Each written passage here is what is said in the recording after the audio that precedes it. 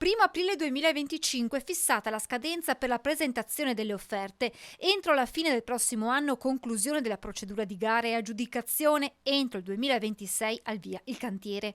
Queste le tappe principali per la realizzazione della terza corsia della A4 lungo i 25 km tra Porto Gruaro e San Donà di Piave della rete di autostrade Alto Adriatico, comprendente anche la costruzione del nuovo svincolo e casello di San Stino di Livenza.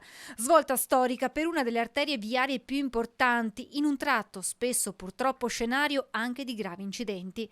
Approvato il bando con un quadro economico da 870 milioni di euro e lavori a base di gara da 588 milioni per un'opera che consentirà di completare il tratto a 3 corsie della A4 tra Quarto d'Altino e Palmanova, agganciando le direttrici del trasporto tra centro-est Europa e il nord Italia nell'asse del corridoio europeo 5.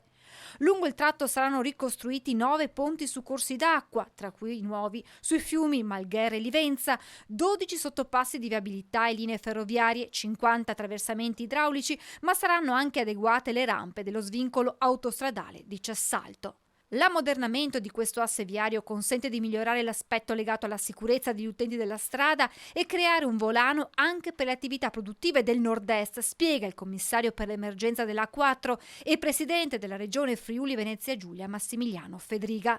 Soddisfazione anche dall'assessore alle infrastrutture del Veneto Elisa De Berti. L'approvazione del bando di gara posizionerà il Veneto quale nodo logistico fondamentale per il trasporto europeo, consolidando il ruolo di regione dinamica e attrattiva.